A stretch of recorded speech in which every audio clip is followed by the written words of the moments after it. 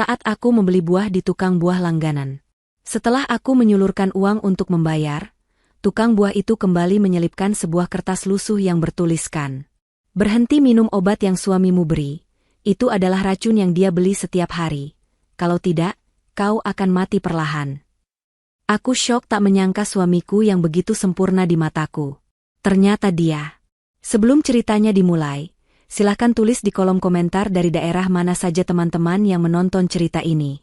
Jangan lupa like dan subscribe agar channel ini bisa semakin berkembang dan bisa mempersembahkan cerita yang lebih menarik lagi. Matahari siang itu bersinar terik sekali, seolah ingin membakar aspal jalanan pasar yang sudah mulai retak di sana-sini. Udara terasa begitu pengap, bercampur dengan aroma amis ikan, bau sayuran busuk yang terinjak, dan asap knalpot kendaraan yang lalu lalang tanpa aturan. Di tengah hiruk-pikuk pasar tradisional yang padat itu, Diva melangkah pelan dengan napas yang terasa agak berat. Wanita berhijab warna pastel itu menyeka keringat dingin yang tiba-tiba menetes di pelipisnya. Belakangan ini, tubuhnya memang terasa aneh. Ia mudah lelah, sering pusing, dan jantungnya kerap berdebar tanpa alasan yang jelas. Namun, ia memaksakan diri untuk keluar rumah hari ini demi membeli buah naga merah kesukaannya di kios langganan. Dokter bilang ia kurang darah, dan suaminya, Faisal, selalu menyarankan agar ia banyak makan buah selain rutin meminum obat-obatan mahal yang dibelikannya. Diva merapatkan tas tangannya saat berdesakan dengan seorang ibu-ibu yang membawa keranjang belanjaan besar. Kepalanya kembali berdenyut nyeri, sebuah sensasi yang kini sudah menjadi sahabat karibnya setiap bangun tidur. Ia mencoba mengabaikan rasa sakit itu dan memfokuskan pandangannya ke ujung lorong pasar, tempat kios buah Pak Joko berada. Pak Joko adalah pedagang buah yang jujur dan ramah. Sudah 5 tahun Diva menjadi pelanggan tetapnya, bahkan sejak ia baru menikah dengan Faisal. Biasanya, Pak Joko akan menyapanya dengan suara lantang dan tawa yang renyah, menanyakan kabar Faisal atau sekadar bercanda tentang harga cabai yang naik turun. Namun, hari ini ada yang berbeda. Dari kejauhan, Diva bisa melihat Pak Joko sedang menata tumpukan jeruk dengan gerakan yang kaku. Pria parubaya itu tampak gelisah. Matanya liar bergerak ke kiri dan ke kanan, seolah sedang mengawasi sesuatu atau seseorang. Tidak ada senyum ramah yang biasanya menghiasi wajah keriputnya. Ketika Diva mendekat dan berdiri di depan kiosnya, Pak Joko justru tersentak kaget. Buah jeruk di tangannya hampir saja menggelinding jatuh. Ia menatap Diva bukan dengan tatapan menyambut, melainkan dengan sorot mata ketakutan yang mendalam. Keringat sebesar biji jagung terlihat jelas di dahi pria tua itu, padahal ia berdiri di bawah naungan terpal kios yang teduh. Diva mencoba tersenyum, berusaha mencairkan suasana yang tiba-tiba terasa tegang dan canggung. Ia menyapa Pak Joko dengan nada lembut, menanyakan apakah buah naga merah yang ia cari tersedia hari ini. Pak Joko tidak langsung menjawab. Ia menelan ludah dengan susah payah, jakunnya bergerak naik turun. Ia hanya mengangguk pelan tanpa suara, lalu dengan tangan gemetar ia mengambilkan 3 buah naga berukuran besar dari keranjang di bagian belakang. Gerakannya terburu-buru, seakan ia ingin Diva segera pergi dari sana. Diva mengerutkan kening, merasa heran dengan perubahan sikap pedagang langganannya itu. Ia berpikir mungkin Pak Joko sedang ada masalah keluarga atau sedang dikejar utang, jadi ia memutuskan untuk tidak banyak bertanya agar tidak menyinggung perasaannya. Diva mengeluarkan dompet dari dalam tasnya, mengambil selembar uang pecahan Rp50.000. Ia menyodorkan uang itu kepada Pak Joko. Tangan Pak Joko yang keriput dan kasar itu gemetar hebat saat menerima uang dari Diva. Dingin. Tangan itu terasa sangat dingin saat bersentuhan dengan jari Diva. Pak Joko berbalik badan untuk mengambil uang kembalian di laci kecil, tempat ia biasa menyimpan uang. Punggungnya terlihat tegang. Cukup lama ia membelakangi Diva, seolah sedang melakukan sesuatu yang berat. Suasana di sekitar kios itu terasa semakin mencekam bagi Diva, meskipun pasar sedang ramai. Firasatnya mengatakan ada sesuatu yang tidak beres, namun ia tidak bisa menebak apa itu. Ketika Pak Joko berbalik kembali menghadap Diva, wajahnya pucat pasi. Ia mengulurkan uang kembalian yang terdiri dari beberapa lembar ribuan yang sudah lecek. Namun, saat Diva membuka telapak tangannya untuk menerima uang itu, ia merasakan ada benda lain yang diselipkan di antara lembaran uang kertas tersebut. Sebuah kertas yang dilipat kecil dan terasa kasar. Pak Joko menatap manik mata Diva dalam-dalam, sebuah tatapan yang penuh dengan pesan peringatan dan permohonan. Pria tua itu kemudian meremas tangan Diva sesaat dengan kuat. Sangat kuat hingga Diva sedikit meringis, sebelum akhirnya melepaskannya dengan cepat dan berpura-pura sibuk membersihkan debu di meja dagangannya. Diva terpaku sejenak. Ia menggenggam erat uang kembalian dan kertas misterius itu. Tanpa berani membukanya di tempat terbuka, Diva segera memasukkan kepalan tangannya ke dalam saku gamisnya. Ia mengucapkan terima kasih dengan lirih, yang hanya dibalas anggukan kaku oleh Pak Joko. Diva pun berbalik dan berjalan cepat meninggalkan kios itu. Jantungnya berpacu lebih cepat dari sebelumnya. Rasa pusing di kepalanya semakin menjadi-jadi, bercampur dengan rasa penasaran dan ketakutan yang tiba-tiba menyergap. Ia merasa seolah ada ribuan mata yang mengawasinya di pasar itu. Langkah kakinya dipercepat menuju area parkir tempat mobilnya berada. Sesampainya di dalam mobil, Diva langsung mengunci pintu. Napasnya memburu. AC mobil yang ia nyalakan belum terasa dingin, namun tubuhnya menggigil. Dengan tangan yang masih sedikit gemetar, ia merogoh saku gamisnya dan mengeluarkan gumpalan uang kembalian tadi. Di sana, terselip secari kertas sobekan bungkus rokok yang lusuh dan kotor. Diva membuka lipatan kertas itu perlahan. Tulisan di dalamnya dibuat menggunakan spidol hitam dengan huruf kapital yang berantakan, seolah ditulis dengan tergesa-gesa dan penuh ketakutan. Diva membelalakan matanya saat membaca kalimat demi kalimat yang tertulis di sana. Tulisan itu berbunyi, "Berhenti minum obat yang suamimu beri. Itu adalah racun yang dia beli setiap hari di pasar gelap. Kalau tidak, kau akan mati perlahan." Dunia seakan runtuh menimpa kepala Diva saat itu juga. Napasnya tercekat di tenggorokan. Ia membaca tulisan itu lagi dan lagi, berharap ia salah baca atau ini hanya lelucon gila dari orang iseng. Namun, wajah ketakutan Pak Joko tadi bukanlah sebuah akting. Getaran tangan pria tua itu adalah getaran ketakutan yang nyata. Diva menyandarkan punggungnya ke jok mobil, lemas seketika. Air matanya menetes tanpa ia sadari. Suaminya? Faisal? Pria yang selama ini ia anggap sebagai malaikat pelindungnya? Pria yang selalu bersikap lembut, penuh perhatian, dan tidak pernah membentaknya sekalipun? Tidak mungkin. Faisal adalah suami yang sempurna. Ia bekerja keras, santun kepada orang tua, dan selalu memanjakan Diva bak seorang ratu. Otak Diva berusaha menyangkal tuduhan keji di kertas itu, namun hati kecilnya mulai memutar kembali rekaman kejadian beberapa bulan terakhir. Ingatannya melayang pada momen-momen di mana Faisal dengan telaten menyiapkan obat dan vitamin untuknya setiap pagi dan malam. Faisal selalu memastikan sendiri Diva menelan obat itu di depannya. "Ini vitamin impor terbaik, sayang. Mahal, tapi tidak apa-apa demi kesehatanmu," begitu kata Faisal selalu. Diva juga teringat bagaimana kesehatannya justru menurun drastis sejak ia rutin meminum vitamin itu. Awalnya hanya mual-mual kecil, lalu rambutnya mulai rontok, kuku-kukunya menjadi rapuh dan agak kebiruan, serta rasa lemas yang luar biasa setiap kali bangun tidur. Dokter yang ia datangi, dokter rekomendasi Faisal, hanya bilang itu gejala anemia berat dan stres. Apakah dokter itu juga bersekongkol? Tiba-tiba, dering ponsel di tasnya memecahkan keheningan di dalam mobil, membuat Diva terlonjak kaget hingga ponselnya hampir terlempar. Ia melihat layar ponselnya yang menyala. Nama, "Suamiku sayang," tertera di sana, lengkap dengan foto profil Faisal yang sedang tersenyum manis. Dulu, melihat nama itu membuat hati Diva berbunga-bunga. Kini, melihatnya membuat perut Diva mual dan ketakutan yang luar biasa menjalar ke seluruh tulang rusuknya. Tangannya gemetar hebat saat hendak menekan tombol hijau. Ia menarik napas panjang, berusaha menormalkan suaranya agar tidak terdengar mencurigakan. Ia harus tenang. Ia tidak boleh gegabah. Jika tulisan ini benar, maka ia sedang berhadapan dengan seorang pembunuh berdarah dingin yang tidur di sebelahnya setiap malam. Diva menekan tombol terima dan mendekatkan ponsel ke telinganya. Suara bariton Faisal yang lembut dan penuh kasih sayang terdengar di seberang sana. Suara yang selama ini selalu menjadi penenang bagi Diva, kini terdengar seperti desis ular berbisa yang siap mematuk. Faisal bertanya dengan nada manis, menanyakan apakah Diva sudah selesai belanja dan mengingatkan agar tidak terlalu lelah. Namun, kalimat berikutnya yang keluar dari mulut Faisal membuat darah Diva berdesir hebat. Faisal bertanya apakah Diva sudah meminum vitamin siangnya. Pertanyaan itu terdengar wajar bagi orang lain, tapi bagi Diva yang baru saja membaca surat peringatan itu, pertanyaan itu terdengar seperti seorang algojo yang memastikan korbannya sudah siap dieksekusi. Diva memejamkan matanya kuat-kuat, menahan isak tangis yang mendesak keluar.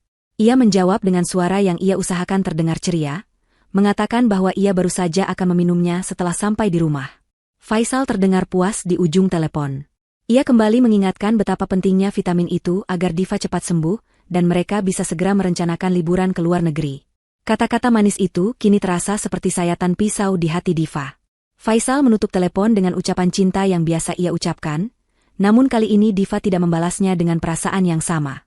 Ia mematikan ponsel dan melemparnya ke jok samping dengan perasaan jijik. Di dalam mobil yang panas itu, Diva merasa kedinginan. Ia menatap kertas lusuh di tangannya sekali lagi, meremasnya kuat-kuat hingga buku-buku jarinya memutih. Keyakinannya pada pernikahan yang ia bangun selama ini mulai retak, menyisakan lubang keraguan yang menganga lebar. Perjalanan pulang dari pasar terasa sangat lama dan menyiksa bagi Diva. Jalanan yang macet seolah mendukung kekalutan pikirannya. Setiap kali mobil berhenti di lampu merah, bayangan wajah Faisal yang tersenyum sambil menyodorkan segelas air dan kapsul obat itu terus menghantui benaknya. Ia mulai mempertanyakan segala hal dalam hidupnya. Apakah kasih sayang Faisal selama ini palsu? Apakah kebaikan Ibu Indah, mertuanya, juga hanya sandiwara?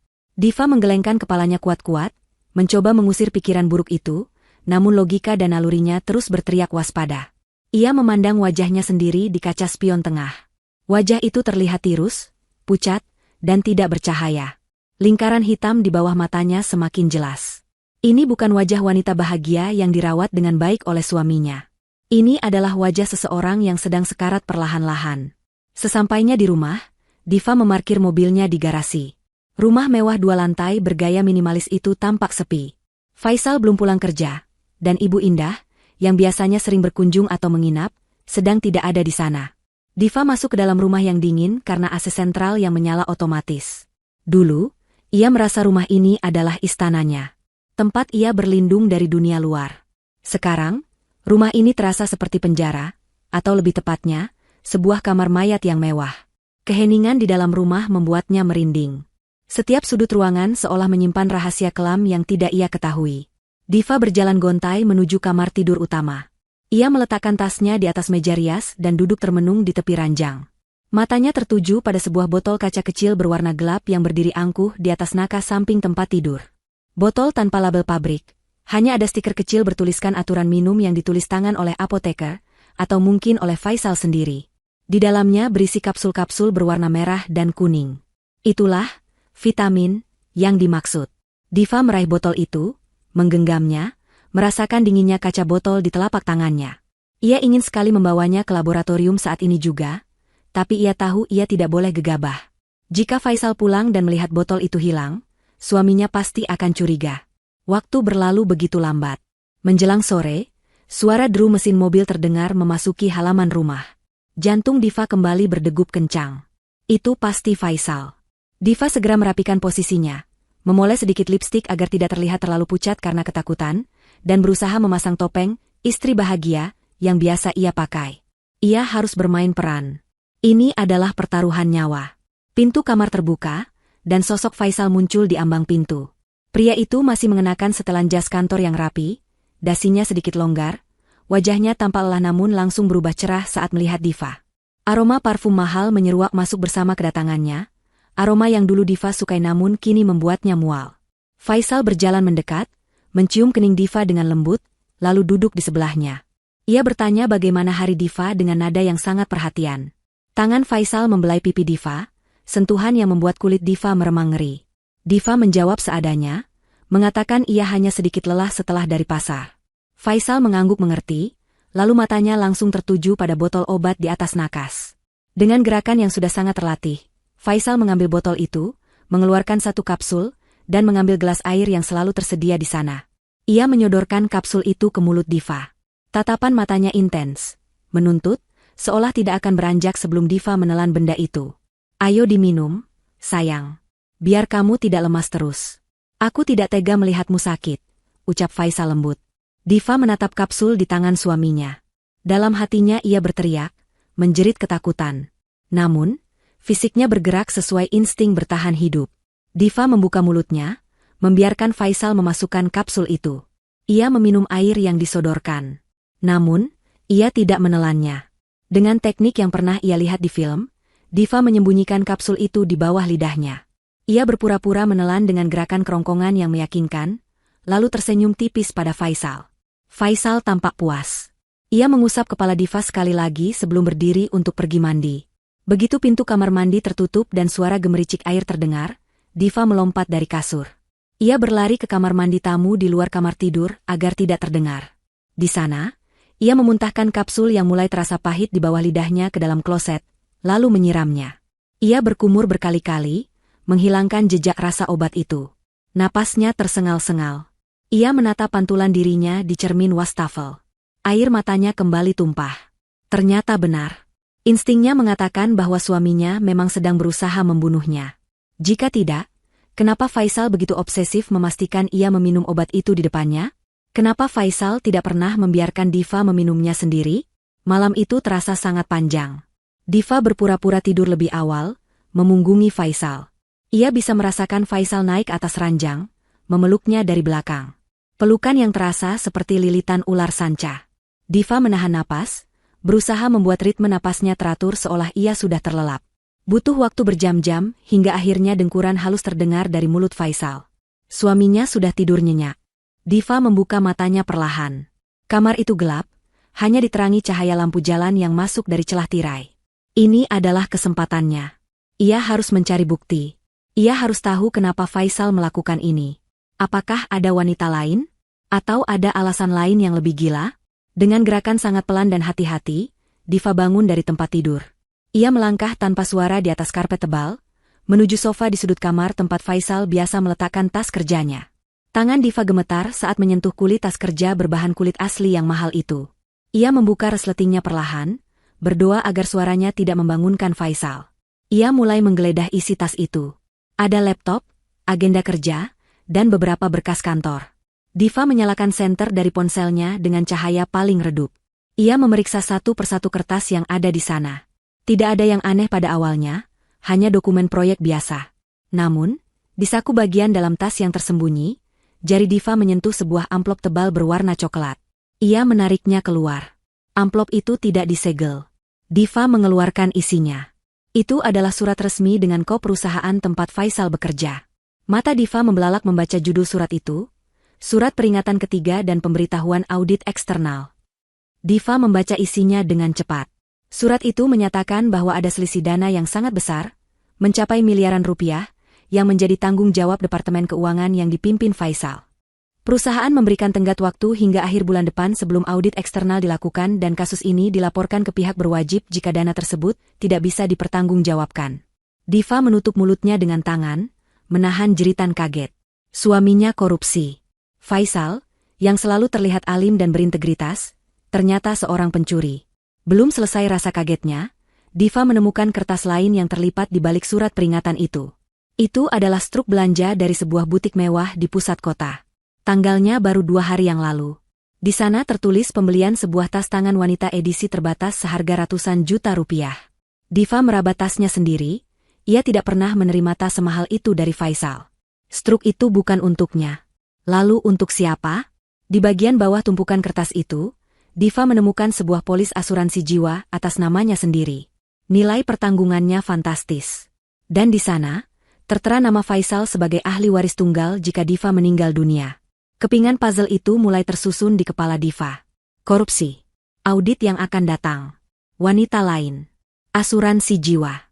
Dan kematian Diva. Semuanya saling berkaitan. Faisal butuh uang besar untuk menutupi korupsinya sebelum audit bulan depan. Dan uang itu akan didapat dari asuransi kematian Diva, serta penjualan aset warisan Diva. Tubuh Diva merosot ke lantai. Kakinya lemas tak bertulang. Ia merasa mual melihat fakta yang terpampang jelas di depan matanya. Pria yang tidur mendengkur di kasur itu bukan suaminya, melainkan monster yang siap menumbalkannya demi uang dan kebebasan. Diva menatap Faisal dengan tatapan nanar. Rasa cinta yang tersisa di hatinya lenyap seketika, berganti dengan rasa benci dan dendam yang membara. Ia mengembalikan semua dokumen itu ke posisi semula dengan rapi, persis seperti sedia kala. Ia tidak boleh ketahuan sudah mengetahui rahasia ini. Ia harus bermain cantik. Diva menghapus air matanya dengan kasar. Malam ini, Diva yang lugu dan penurut telah mati. Yang tersisa adalah seorang istri yang akan berjuang mempertahankan nyawanya dan membalaskan setiap tetes racun yang telah masuk ke tubuhnya. Diva kembali naik ke tempat tidur, berbaring di samping pembunuhnya dengan mata yang nyalang menatap langit-langit kamar, menyusun rencana perlawanan dalam diam. Pagi itu, cahaya matahari menelisik masuk melalui celah gorden kamar yang sedikit terbuka, jatuh tepat di wajah Diva yang sudah terjaga sejak subuh. Berbeda dengan pagi-pagi sebelumnya di mana ia selalu merasa berat untuk sekadar membuka kelopak mata, hari ini Diva merasakan sebuah perubahan kecil namun signifikan pada tubuhnya. Rasa pusing yang biasanya menghantam kepalanya begitu ia bangun tidur, kini terasa jauh lebih ringan. Jantungnya tidak lagi berdebar tak beraturan seperti orang yang habis berlari maraton, dan rasa mual yang menyiksa perutnya perlahan mulai mereda. Ini baru 2 hari ia berhenti mengonsumsi vitamin pemberian Faisal, namun efek pemulihan tubuhnya begitu nyata. Fakta ini semakin menguatkan kebenaran pahit yang tertulis di kertas lusuh itu. Tubuhnya selama ini tidak sakit karena penyakit alami, melainkan sedang berjuang melawan racun yang dicekokkan secara paksa oleh orang yang paling ia percayai. Diva bangkit dari tempat tidur dan berjalan menuju cermin besar di sudut kamar. Ia mengamati pantulan dirinya. Meskipun wajahnya masih terlihat agak tirus dan lingkaran hitam di bawah matanya belum sepenuhnya hilang, namun ada rona kehidupan yang mulai kembali di pipinya. Kulitnya tidak lagi seputih kertas seperti minggu lalu. Diva menyentuh pipinya sendiri, merasakan kehangatan darah yang mengalir di sana. Ia bersyukur, namun di saat yang sama, ketakutan kembali menyergap. Jika ia terlihat semakin sehat, Faisal pasti akan curiga. Suaminya itu bukan orang bodoh. Faisal adalah pengamat yang teliti, terutama untuk hal-hal yang berkaitan dengan rencananya. Diva sadar ia harus bermain peran lebih baik lagi. Ia mengambil bedak tabur yang warnanya 1 tingkat lebih terang dari kulitnya, lalu memulaskannya tebal-tebal ke wajahnya agar terlihat pucat kembali. Ia juga sengaja membuat rambutnya sedikit berantakan dan membiarkan matanya terlihat sayu. Suara langkah kaki mendekat ke arah kamar membuat Diva buru-buru merapikan peralatan riasnya. Pintu terbuka, dan Faisal masuk dengan senyum khasnya yang kini tampak mengerikan di mata Diva. Pria itu membawa nampan berisi segelas susu hangat dan tentu saja, botol vitamin terkutuk itu. Diva mengatur napasnya, berusaha menekan rasa jijik yang meluap-luap di dadanya. Ia kembali duduk di tepi ranjang, membungkukkan badannya sedikit untuk memberi kesan ia masih lemas. Faisal duduk di sampingnya, meletakkan nampan di nakas, lalu mengelus punggung Diva dengan lembut. Sentuhan itu terasa panas dan menjijikan, seolah ada ribuan jarum yang menusuk kulit punggung Diva. Faisal bertanya dengan suara lembut yang dibuat-buat, menanyakan apakah tidur Diva nyenyak semalam. Diva mengangguk lemah, menghindari tatapan mata Faisal. Ia menjawab dengan suara parau, bahwa ia masih sering terbangun karena sakit kepala. Faisal mendecakkan lidah tanda prihatin, sebuah ekspresi kepalsuan yang sempurna. Dengan cekatan, tangan Faisal mengambil 1 kapsul dari botol dan menyodorkannya ke mulut Diva. Adegan ini kembali berulang. Diva membuka mulutnya, membiarkan kapsul itu masuk, meminum susu, lalu dengan cepat menyembunyikan kapsul itu di bawah lidahnya. Ia melakukan gerakan menelan yang meyakinkan, bahkan sedikit terbatuk untuk menambah efek dramatis. Faisal tersenyum puas, lalu mencium kening Diva sebelum pamit untuk bersiap-siap ke kantor. Begitu Faisal menghilang di balik pintu kamar mandi, Diva segera berlari ke wastafel dan memuntahkan kapsul itu. Ia melihat kapsul merah kuning itu berputar di lubang pembuangan sebelum hilang terbawa air. 1 lagi lolos dari maut, pikirnya. Siang harinya, setelah memastikan Faisal sudah lama pergi ke kantor dan tidak ada tanda-tanda ia akan pulang cepat, Diva memutuskan untuk kembali menemui Pak Joko. Ia butuh bukti lebih kuat. Tulisan di kertas itu memang informatif, tapi tidak cukup untuk menyeret Faisal ke penjara. Ia butuh saksi, ia butuh sesuatu yang tak terbantahkan. Diva mengemudikan mobilnya menuju pasar dengan perasaan was-was. Ia terus melihat spion, takut jika mobil Faisal tiba-tiba muncul di belakangnya. Sesampainya di pasar, suasana masih sama ramainya seperti kemarin, namun kali ini langkah Diva lebih mantap. Ia tidak lagi berjalan sebagai korban yang tidak tahu apa-apa, melainkan sebagai wanita yang sedang mencari keadilan. Kios buah Pak Joko tampak sibuk melayani beberapa pembeli. Ketika Pak Joko melihat kedatangan Diva, wajahnya kembali tegang, namun ada sedikit kelegaan di matanya saat melihat Diva masih bisa berdiri tegak. Pak Joko memberi kode mata, menyuruh Diva menunggu sebentar hingga pembeli sepi. Diva berpura-pura memilih buah apel sambil mengawasi sekitar. Setelah situasi aman, Pak Joko mengajak Diva masuk ke bagian dalam kios yang sempit, tempat ia biasa menumpuk karung buah. Di ruang sempit yang berbau kardus dan buah matang itu, Pak Joko menatap Diva dengan mata berkaca-kaca. Pria tua itu tampak sangat bersalah dan ketakutan. Pak Joko akhirnya membuka suara dengan gemetar. Ia bercerita bahwa ia sebenarnya tidak ingin ikut campur urusan rumah tangga orang lain, apalagi orang kaya seperti Faisal. Namun, hati nuraninya tidak bisa diam. Pak Joko menceritakan tentang anak perempuannya yang meninggal 3 tahun lalu. Gejalanya persis seperti yang dialami Diva. Lemas, rambut rontok, kuku membiru, dan akhirnya gagal organ. Saat itu dokter di puskesmas desa tidak bisa mendiagnosis dengan tepat. Tapi belakangan Pak Joko tahu anaknya keracunan pestisida karena ketidaktahuan mereka dalam menyimpan bahan kimia pertanian. Melihat wajah Diva yang semakin hari semakin mirip dengan wajah anaknya menjelang ajal, Pak Joko merasa dihantui. Ia merasa Tuhan sedang menegurnya untuk menyelamatkan nyawa Diva, agar ia tidak merasa bersalah seumur hidup. Kemudian, Pak Joko menceritakan apa yang ia lihat. Setiap hari Selasa dan Jumat subuh, saat pasar masih gelap dan pedagang baru mulai menggelar lapak, ia melihat mobil mewah Faisal parkir di lorong belakang pasar yang sepi dan kotor. Lorong itu dikenal sebagai tempat transaksi barang-barang ilegal, mulai dari obat keras tanpa resep hingga racun hama dosis tinggi yang dilarang beredar. Pak Joko melihat Faisal bertemu dengan seorang pria bertato yang dikenal sebagai pemasok racun tikus dan babi hutan. Faisal selalu menerima bungkusan kecil berwarna hitam dan memberikan amplop tebal kepada pria itu. Pak Joko yakin isi bungkusan itu bukanlah vitamin atau obat legal. Tidak ada orang waras yang membeli obat kesehatan di lorong gelap pasar basah dari seorang preman. Diva mendengarkan kesaksian itu dengan air mata yang mengalir dalam diam. Ternyata suaminya sudah merencanakan ini dengan sangat matang dan kotor. Faisal, pria yang selalu tampil wangi dan necis, rela masuk ke lorong pasar yang becek demi membeli alat pembunuh untuk istrinya. Diva memegang tangan Pak Joko, mengucapkan terima kasih yang tulus. Namun, kesaksian lisan saja tidak cukup. Di pengadilan, pengacara mahal sewaan Faisal bisa dengan mudah memutarbalikkan fakta dan menuduh Pak Joko berbohong atau memfitnah. Diva butuh bukti fisik. Dengan suara mendesak, Diva memohon bantuan Pak Joko sekali lagi. Ia meminta Pak Joko untuk memotret kegiatan transaksi itu jika Faisal datang lagi. Pak Joko tampak ragu dan takut. Ia hanyalah tukang buah kecil, berurusan dengan orang kaya bisa berbahaya baginya. Namun, melihat tatapan Diva yang penuh harap dan putus asa, keberanian Pak Joko muncul kembali. Ia mengangguk setuju. Ia berjanji akan menyembunyikan ponselnya di balik tumpukan keranjang kosong di lorong itu, dan mencoba mengambil foto atau video saat Faisal datang lusa, yang kebetulan adalah hari Jumat. Diva memberikan sejumlah uang kepada Pak Joko sebagai modal untuk membeli pulsa atau keperluan lain, namun Pak Joko menolaknya halus.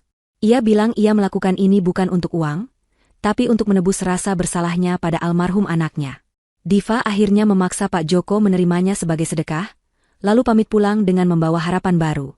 Sore harinya, Diva sudah berada di rumah sebelum Faisal pulang. Ia sengaja tidak memulas bedak tebal lagi, membiarkan rona wajah aslinya terlihat sedikit. Ia ingin menguji reaksi Faisal. Benar saja, saat Faisal melangkah masuk rumah dan melihat Diva sedang duduk membaca majalah di ruang tengah, langkahnya terhenti sejenak. Mata elang Faisal menyipit, memindai wajah Diva dari dahi hingga dagu. Ada kilatan kekecewaan dan kecurigaan yang sangat jelas di sana, meskipun hanya berlangsung sepersekian detik sebelum tertutup oleh topeng senyum manisnya. Faisal mendekat, tidak langsung mencium kening seperti biasa, melainkan memegang dagu Diva dan memutar wajah istrinya ke kiri dan ke kanan, seolah sedang memeriksa barang dagangan. Dengan nada suara yang terdengar dingin dan tajam, Faisal bertanya mengapa wajah Diva terlihat berbeda hari ini. Ia berkomentar bahwa Diva terlihat lebih segar dari biasanya. Kalimat itu seharusnya adalah pujian, tapi dari mulut Faisal, itu terdengar seperti tuduhan. Diva menahan napas, jantungnya berdebar kencang. Ia menjawab dengan tenang bahwa mungkin efek vitamin mahal itu sudah mulai bekerja, atau mungkin karena ia tadi tidur siang cukup lama. Faisal terdiam sejenak, matanya menatap tajam ke dalam mata Diva, mencari kebohongan.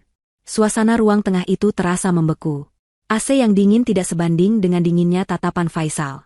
Kemudian, Faisal melepaskan dagu Diva dengan sedikit kasar. Ia berkata dengan nada rendah yang penuh intimidasi, mengingatkan Diva untuk tidak pernah lupa meminum obatnya. Karena jika Diva lupa satu kali saja, pengobatannya akan sia-sia dan penyakitnya akan semakin parah. Ancaman terselubung itu membuat bulu kuduk Diva meremang. Faisal kemudian berlalu menuju kamarnya dengan wajah masam, meninggalkan Diva yang terpaku di sofa. Diva sadar, waktu bermain-main sudah habis. Faisal mulai curiga karena racunnya tidak bekerja. Pria itu mungkin akan meningkatkan dosisnya atau mencari cara lain yang lebih cepat. Diva harus bertindak lebih cepat sebelum Faisal kehilangan kesabaran. 2 hari berlalu dengan ketegangan yang kian memuncak di dalam rumah mewah itu. Diva hidup seperti seorang mata-mata di rumahnya sendiri. Setiap makanan dan minuman yang disajikan, ia periksa dengan teliti. Ia hanya memakan makanan yang ia masak sendiri, atau makanan kemasan yang masih disegel rapat.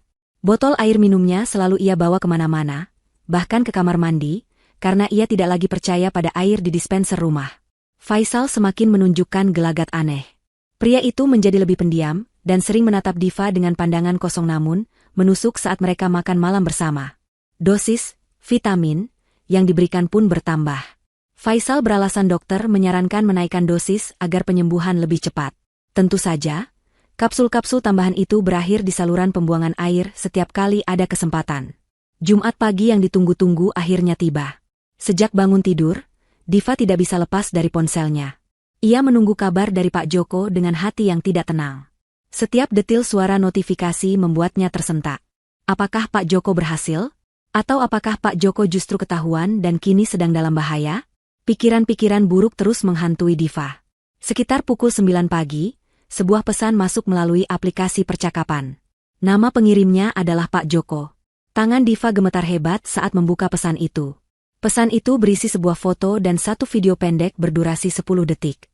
Diva mengunduh foto itu terlebih dahulu. Meskipun kualitas gambarnya agak buram dan sedikit goyang, karena diambil dari kejauhan dan dalam kondisi pencahayaan minim, namun objek di dalam foto itu terlihat jelas bagi Diva. Di sana, di sebuah lorong pasar yang kotor dan suram, berdiri sosok Faisal dengan kemeja kerjanya yang digulung hingga siku. Ia sedang menerima bungkusan plastik hitam dari seorang pria bertubuh kurus kering yang penuh tato di lengan. Wajah Faisal terlihat serius dan tidak sabar. Namun, yang membuat napas Diva tercekat bukan hanya itu. Di latar belakang foto, terlihat mobil SUV hitam milik Faisal dengan pintu penumpang depan yang terbuka setengah. Di dalam mobil itu, duduk seorang wanita yang wajahnya tertangkap kamera dengan cukup jelas karena cahaya lampu jalan yang menerpa kaca mobil. Wanita itu adalah Ibu Indah. Diva menutup mulutnya, menahan jeritan kaget. Ponsel di tangannya nyaris terjatuh. Ibu Indah? Ibu mertuanya yang selama ini selalu bersikap manis, yang selalu membawakannya bubur ayam saat ia sakit, yang selalu memanggilnya dengan sebutan, menantu kesayangan ibu? Wanita tua yang selalu tampil dengan pakaian gamis syari dan tasbih di tangan itu, ada di lokasi transaksi racun ilegal pada jam 5 subuh? Dunia Diva serasa berputar. Pengkhianatan Faisal sudah cukup menyakitkan. Tapi mengetahui bahwa Ibu Indah juga terlibat membuat luka itu semakin dalam dan bernanah.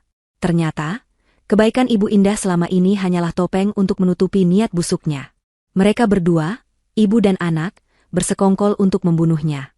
Diva kemudian memutar video pendek yang dikirimkan Pak Joko. Video itu tidak memiliki suara yang jelas karena jarak yang jauh, hanya terdengar suara hiruk-pikuk pasar di kejauhan. Namun, visualnya berbicara banyak. Terlihat Faisal masuk kembali ke dalam mobil setelah transaksi selesai. Ibu Indah terlihat menepuk lengan Faisal sambil tersenyum lebar, seolah memberi selamat atas keberhasilan anaknya mendapatkan barang tersebut. Keduanya tampak tertawa kecil sebelum mobil itu melaju pergi meninggalkan lorong pasar. Tawa di atas rencana pembunuhan. Diva merasa mual membayangkan tawa itu. Betapa kejamnya hati manusia yang silau oleh harta. Bukti foto dan video ini sudah cukup untuk meyakinkan Diva tentang siapa lawan sebenarnya. Namun, untuk membawa kasus ini ke ranah hukum dan memastikan mereka tidak bisa mengelak, Diva butuh bukti motif yang kuat. Ia harus tahu apa yang mereka bicarakan. Ia harus mendengar sendiri rencana jahat itu keluar dari mulut mereka. Kebetulan, hari ini adalah hari Jumat, dan biasanya Ibu Indah akan datang berkunjung ke rumah untuk makan siang bersama setelah salat Jumat. Ini adalah kesempatan emas yang tidak boleh disia-siakan. Diva segera bersiap. Ia keluar rumah sebentar dengan alasan ingin membeli bahan kue ke supermarket. Padahal, tujuannya adalah toko elektronik di pusat kota. Di sana, ia membeli sebuah alat penyadap suara mini berbentuk flash disk dan sebuah kamera pengawas kecil yang bentuknya menyerupai gantungan kunci. Teknologi yang dulu hanya ia lihat di film-film detektif, kini menjadi senjata utamanya untuk bertahan hidup. Sepulang dari toko elektronik, Diva bergegas memasang alat penyadap itu. Ia menempelkan alat penyadap suara di bawah meja ruang tamu menggunakan selotip hitam, tempat di mana Faisal dan Ibu Indah biasa duduk mengobrol. Kamera kecil ia letakkan di antara tumpukan buku di rak, mengarah langsung ke sofa utama. Jantungnya berdegup kencang saat melakukan semua itu, takut jika tiba-tiba Faisal pulang mendadak. Siang harinya, mobil Ibu Indah benar-benar datang. Wanita parubaya itu turun dari mobil dengan senyum sumringah, membawa rantang berisi makanan. Ibu bawakan opor ayam kesukaanmu, Nak Diva, serunya dengan nada yang begitu manis hingga membuat Diva ingin muntah. Diva memaksakan senyum terbaiknya, menyambut uluran tangan Ibu Indah dan mencium punggung tangannya. Sebuah gestur penghormatan yang kini terasa seperti mencium tangan iblis. Tak lama kemudian, Faisal juga pulang untuk istirahat makan siang. Mereka bertiga makan bersama di meja makan. Diva hampir tidak menyentuh makanannya, beralasan perutnya masih mual. Ibu Indah terus mendesak agar Diva makan banyak supaya cepat sembuh. Makanlah, ibu masak ini khusus buat kamu, biar tenagamu pulih, kata Ibu Indah. Padahal, Diva tahu mungkin saja opor itu juga sudah dibubuhi sesuatu. Setelah makan, Diva melancarkan rencananya. Ia berpura-pura sakit kepala hebat dan meminta izin untuk istirahat di kamar atas. Ia meninggalkan Faisal dan Ibu Indah berduaan di ruang tamu bawah. Ibu sama Faisal ngobrol saja dulu, Diva mau tidur sebentar, kepalanya pusing sekali, pamit Diva dengan wajah memelas. Ibu Indah mengangguk prihatin, menyuruh Diva segera istirahat. Begitu masuk kamar, Diva mengunci pintu.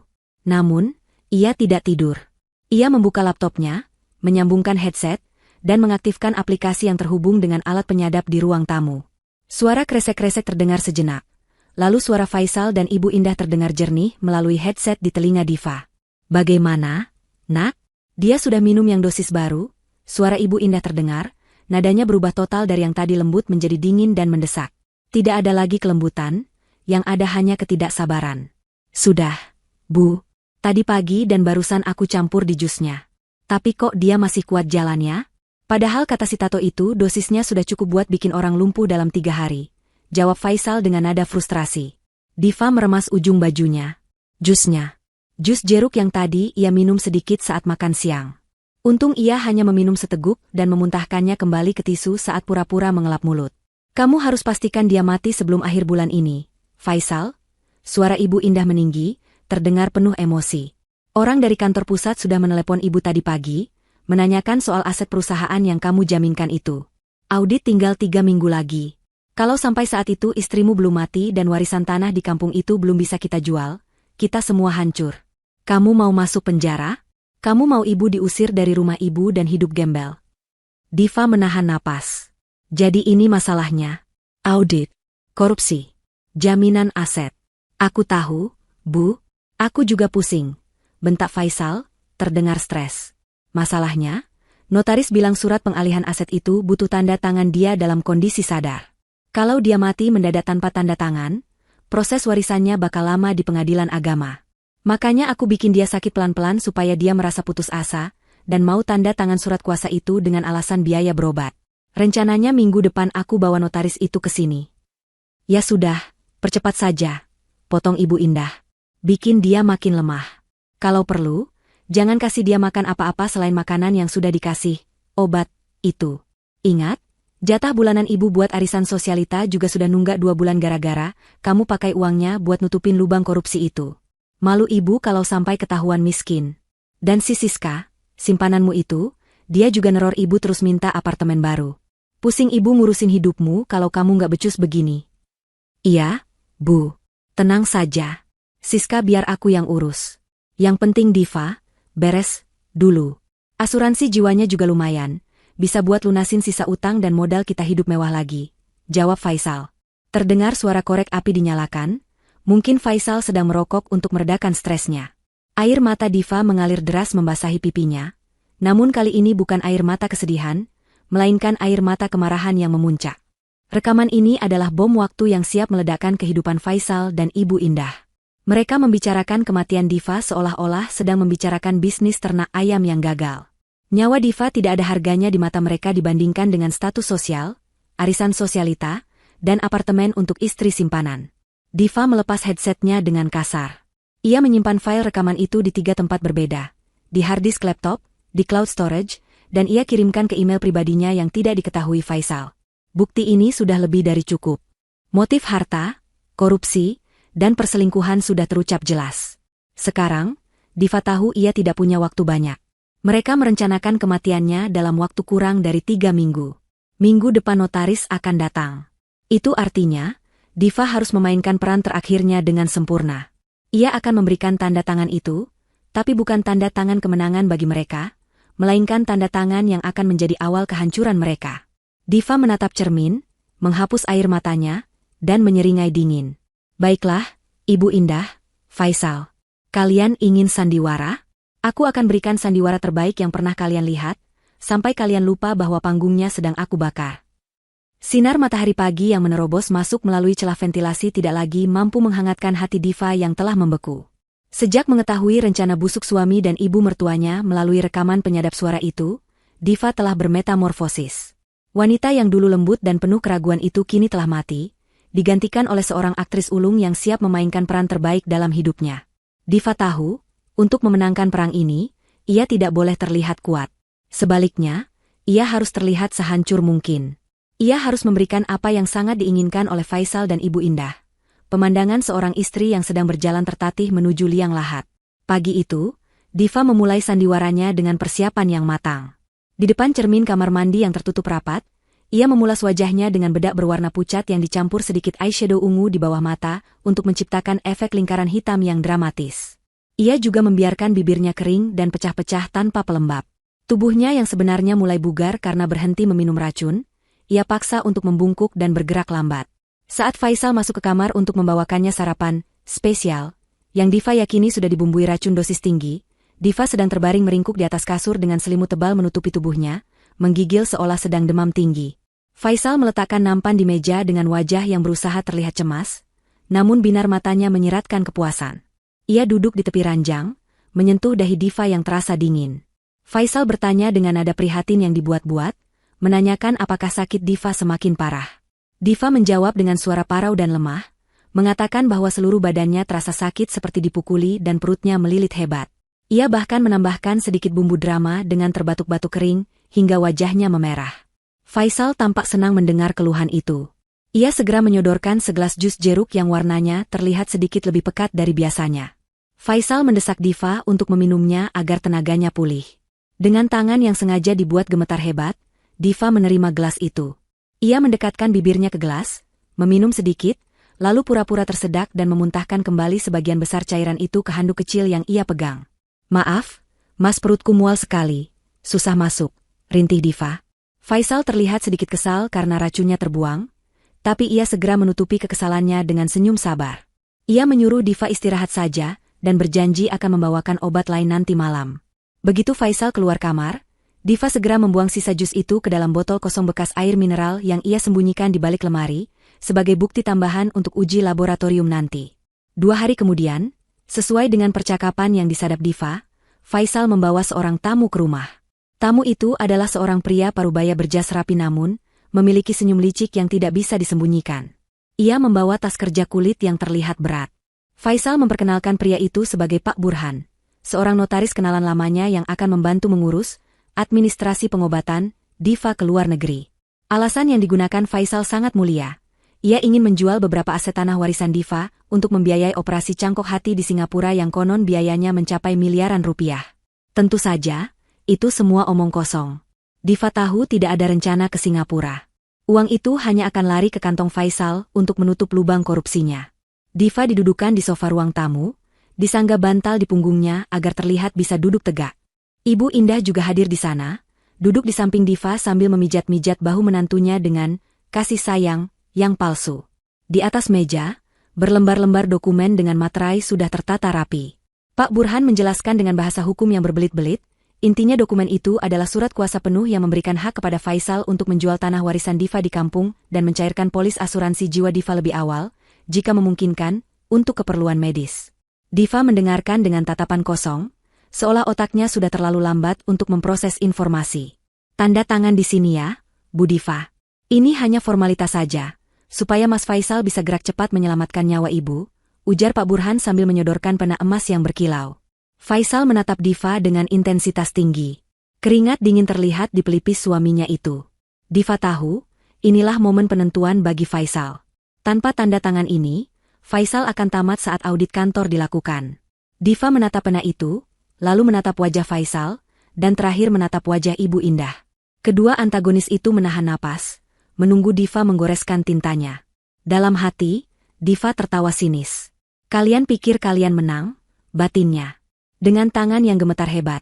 Kali ini bukan akting, tapi karena menahan amarah, Diva mengambil pena itu. Ia mendekatkan ujung pena ke atas materai. Namun, Diva melakukan manuver cerdas yang sudah ia latih semalaman. Ia tidak menggunakan tanda tangan aslinya yang biasa ia pakai di KTP atau dokumen bank. Sebaliknya, ia membuat sedikit modifikasi pada tarikan garis akhir dan lengkungan huruf awalnya. Perbedaannya sangat tipis, sulit dideteksi oleh mata telanjang orang awam atau notaris yang sedang terburu-buru, namun akan sangat jelas jika diperiksa oleh ahli grafologi forensik di pengadilan nanti.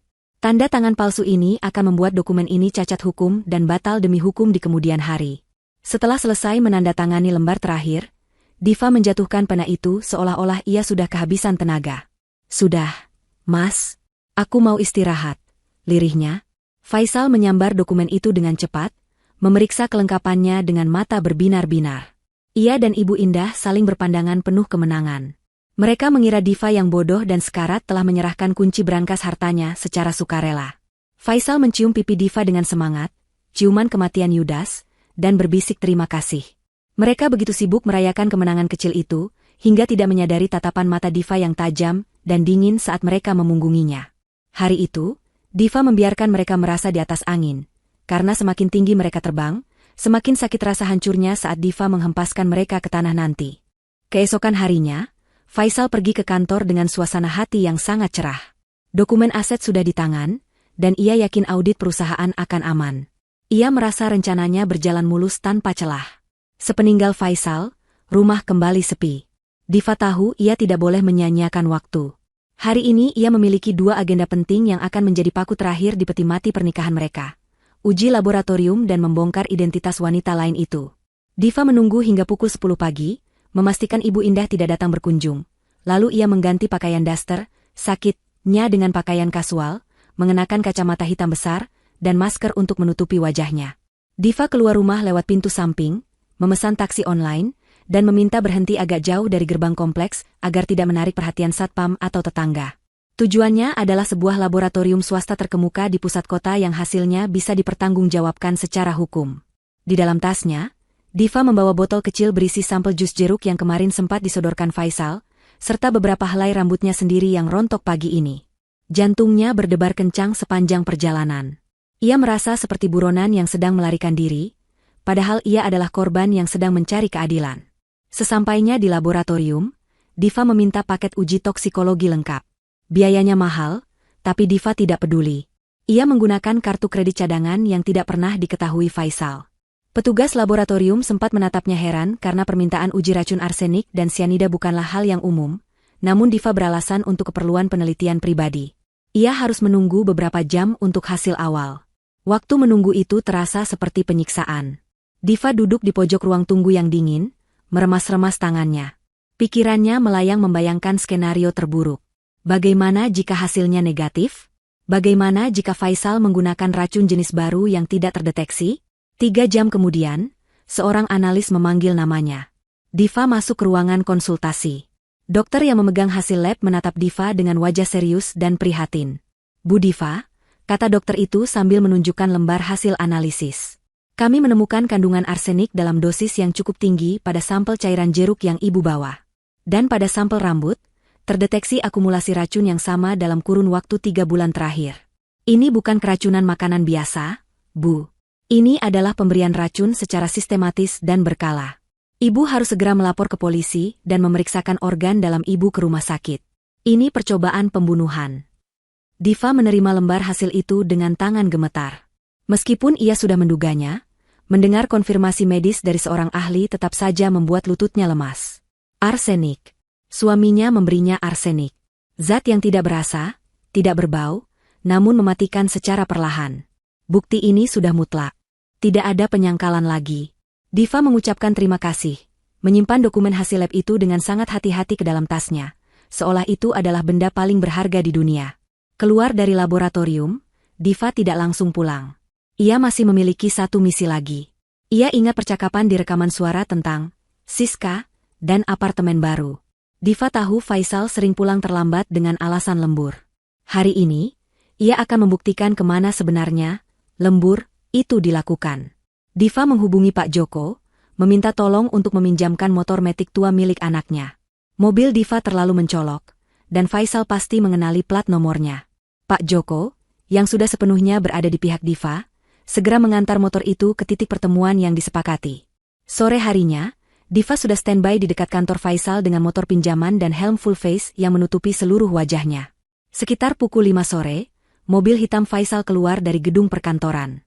Diva memutar gas, mengikuti mobil itu dari jarak aman. Mobil Faisal tidak mengarah ke rumah mereka, melainkan melaju ke arah kawasan apartemen elit di Jakarta Selatan. Diva terus membuntuti, menerobos kemacetan dengan lincah, sesuatu yang tidak pernah ia lakukan sebelumnya. Adrenalin membakar rasa takutnya. Mobil Faisal berbelok masuk ke lobi sebuah apartemen mewah bernama The Royal Residence.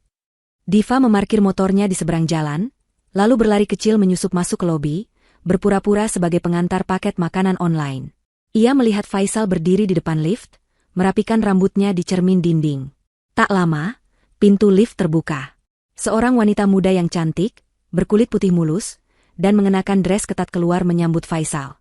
Perut wanita itu terlihat membuncit, hamil sekitar 5 atau 6 bulan. Wanita itu, yang Diva yakini adalah Siska, langsung memeluk Faisal manja dan mencium pipinya di depan umum. Faisal tertawa lepas, sebuah tawa yang sudah lama hilang dari rumah tangga mereka. Ia mengelus perut buncit wanita itu dengan penuh kasih sayang, lalu menyerahkan sebuah paper bag kecil, kemungkinan berisi perhiasan atau hadiah mahal lainnya. Mereka berdua kemudian masuk kembali ke dalam lift sambil bergandengan tangan mesra, terlihat seperti pasangan paling bahagia di dunia. Diva berdiri terpaku di balik pilar besar di lobi. Hatinya hancur berkeping-keping melihat pemandangan itu, namun anehnya, tidak ada air mata yang keluar. Air matanya sudah habis. Rasa sakit hati itu kini telah mengkristal menjadi tekad baja yang dingin dan tajam.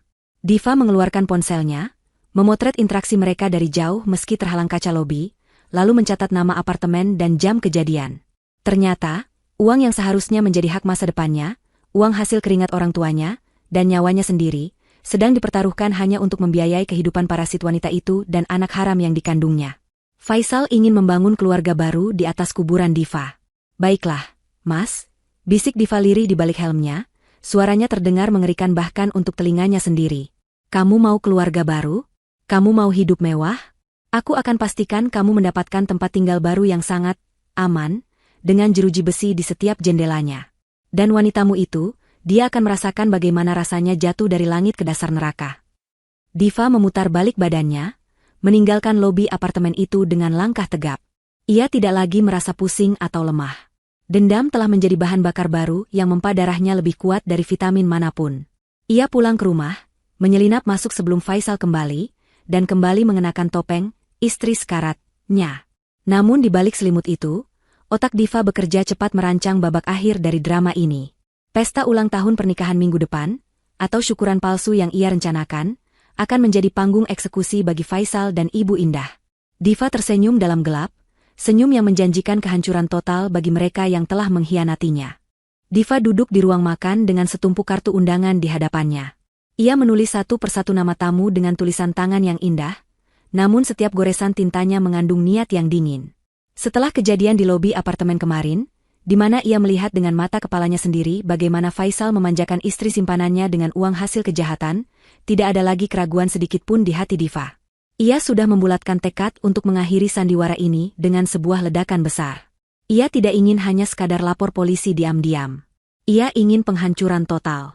Ia ingin mempermalukan Faisal dan Ibu Indah di depan orang-orang yang paling mereka hormati dan takuti. Diva menyeka sisa air mata yang mungkin masih tersisa di sudut matanya, lalu memasang wajah tegar saat mendengar langkah kaki Faisal menuruni tangga. Faisal baru saja bangun tidur, masih mengenakan piyama sutra mahalnya. Ia melihat Diva yang sibuk dengan kartu undangan dan mengerutkan kening. Diva segera menyadari kehadiran suaminya. Sebelum Faisal sempat bertanya dengan nada curiga, Diva sudah mendahului bicara dengan suara yang dibuat selembut dan selemah mungkin. Ia mengatakan bahwa sebelum mereka berangkat ke Singapura untuk operasi cangkok hati, minggu depan, Diva ingin mengadakan makan malam perpisahan sederhana di rumah. Diva beralasan bahwa ia merasa umurnya mungkin tidak panjang lagi, operasi itu berisiko tinggi, dan ia ingin melihat wajah keluarga besar serta rekan-rekan kerja Faisal untuk terakhir kalinya. Diva mengucapkan kalimat itu dengan mata berkaca-kaca, sebuah akting yang layak mendapatkan piala. Faisal terdiam sejenak, otaknya bekerja cepat menimbang untung rugi. Awalnya ia tampak keberatan karena takut Diva akan membocorkan sesuatu atau bertingkah aneh. Namun, Diva dengan cerdik menambahkan bahwa ia ingin mengundang Pak Hermawan, direktur utama perusahaan tempat Faisal bekerja.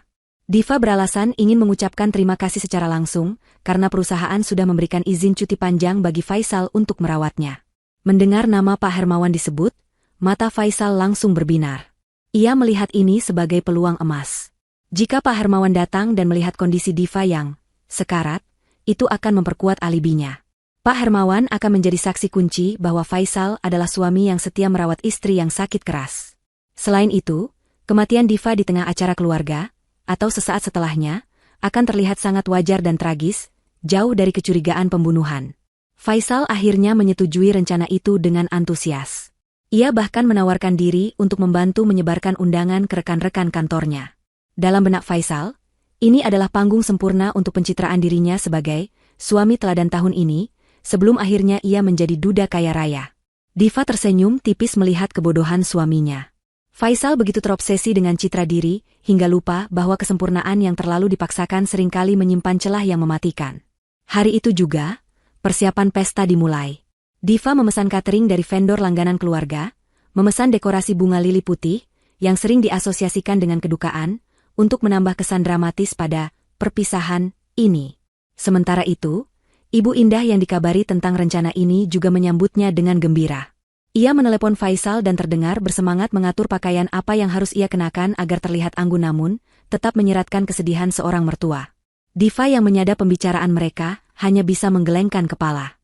Ibu dan anak itu benar-benar pasangan penjahat yang narsis. Mereka lebih peduli pada penampilan mereka di depan tamu, daripada nyawa seseorang yang sedang mereka coba habisi. Diva membiarkan mereka sibuk dengan fantasi kemenangan mereka. Ia sendiri sibuk mempersiapkan hadiah utama untuk acara tersebut. Ia menghubungi teknisi audio-visual sewaan, meminta mereka memasang layar proyektor besar di ruang tengah dengan alasan untuk menampilkan video kenangan perjalanan cinta Diva dan Faisal. Malam sebelum acara, ketegangan di rumah itu mencapai puncaknya. Faisal tampak gelisah namun berusaha menutupinya. Ia beberapa kali bolak-balik ke dapur, memeriksa stok obat-obatan dan minuman. Diva mengintip dari balik celah pintu kamarnya yang sedikit terbuka. Ia melihat Faisal sedang berdiri di depan meja dapur, memegang botol kecil berisi cairan bening yang Diva tahu persis itu bukan air biasa. Faisal mencampurkan cairan itu ke dalam sebuah botol sirup jeruk khusus yang sudah ia tandai. Tangan Faisal tampak gemetar, bukan karena takut, tapi karena kegembiraan yang meluap-luap. Ini yang terakhir, sayang. Besok malam, kamu akan tidur nyenyak selamanya. Gumam Faisal pelan, yang tertangkap samar oleh telinga Diva. Diva mundur perlahan kembali ke tempat tidur. Jantungnya berdetak kencang, bukan karena takut mati, tapi karena adrenalin pertempuran. Ia tahu, besok malam Faisal akan memberinya dosis mematikan itu di tengah pesta. Rencana suaminya sangat klise, membuat Diva kolaps di depan banyak orang karena serangan jantung, atau gagal organ, akibat penyakit yang dideritanya. Dengan begitu, tidak akan ada yang meminta otopsi karena semua orang sudah melihat betapa sakitnya Diva selama ini. Tapi Faisal lupa satu hal, Diva yang sekarang bukanlah Diva yang dulu. Diva sudah menyiapkan strategi balasan. Ia telah membeli obat pencahar dosis tinggi berbentuk cair yang warnanya persis sama dengan sirup jeruk itu, serta sedikit pewarna makanan merah untuk efek dramatis. Pagi hari di hari H, kesibukan melanda rumah mewah itu. Para pelayan catering mulai menata meja prasmanan. Bunga-bunga lili putih menghiasi setiap sudut ruangan, memberikan aroma yang harum namun menusuk, mirip suasana rumah duka. Diva menghabiskan waktu berjam-jam di depan meja rias. Kali ini, ia tidak memulas wajahnya sepucat biasanya. Ia ingin terlihat cantik, namun rapuh. Ia mengenakan gamis sutra berwarna biru laut yang elegan, warna kesukaan Faisal dulu saat mereka pertama bertemu. Ia menatap pantulan dirinya di cermin. Malam ini adalah malam terakhirmu sebagai korban, Diva. Besok, kamu akan lahir kembali sebagai pemenang, bisiknya pada diri sendiri. Menjelang maghrib, tamu-tamu mulai berdatangan. Mobil-mobil mewah berjajar di halaman depan. Ibu Indah datang dengan gaun hitam rendah, wajahnya dipoles makeup tebal yang berusaha menutupi kerutan jahat di wajahnya. Ia langsung menghampiri Diva, memeluknya erat-erat di depan para tamu yang baru masuk. Kuatkan dirimu ya, nak. Ibu selalu berdoa untuk kesembuhanmu, ucap Ibu Indah dengan suara lantang yang dibuat bergetar, memastikan semua orang mendengarnya. Diva membalas pelukan itu dengan kaku, merasakan betapa palsunya detak jantung wanita tua itu. Faisal berdiri di samping mereka, menyalami setiap tamu dengan senyum sopan yang penuh keprihatinan, memainkan perannya sebagai suami yang tabah. Puncak ketegangan terjadi saat mobil sedan hitam mewah memasuki pelataran. Itu mobil Pak Hermawan, direktur utama. Faisal langsung bergegas menyambut bos besarnya itu. Ia menuntun Pak Hermawan masuk ruang tengah, memperkenalkannya pada Diva yang duduk lemah di sofa. Pak Hermawan, pria tua yang berwibawa, menatap Diva dengan iba. Saya turut prihatin dengan kondisi ibu. Faisal sering cerita di kantor kalau dia sangat khawatir dengan kesehatan ibu. Semoga pengobatan di Singapura nanti lancar, ujar Pak Hermawan tulus. Diva tersenyum tipis, menatap mata Pak Hermawan dalam-dalam. Terima kasih, Saya yakin malam ini akan menjadi malam yang sangat menentukan bagi kami semua. Bapak pasti akan melihat sisi lain dari suami saya yang selama ini tidak Bapak ketahui, jawab Diva penuh arti. Faisal tertawa canggung, mengira Diva sedang memujinya, padahal itu adalah sebuah peringatan. Faisal kemudian pamit sebentar ke dapur. Diva tahu, saatnya telah tiba. Faisal akan mengambil minuman spesial itu. Diva memberi kode mata pada Pak Joko, yang malam itu menyamar menjadi salah satu pelayan catering berkat bantuan Diva. Pak Joko mengangguk pelan dari sudut ruangan, tangannya siap di saklar lampu dan remote kontrol proyektor. Panggung sudah siap. Para pemain sudah di posisinya. Tirai drama babak terakhir akan segera diangkat, dan Diva bersiap untuk memberikan penampilan yang akan membuat Faisal dan Ibu Indah menyesal pernah melahirkannya ke dunia ini. Ruang tengah rumah mewah itu kini dipenuhi oleh sekitar 50 orang tamu. Suara denting sendok garpu beradu dengan piring porselen, diselingi percakapan pelan para tamu yang membicarakan betapa kasihannya nasib Diva. Lampu kristal di langit-langit memancarkan cahaya keemasan yang hangat, namun bagi Diva, suasana terasa sedingin es.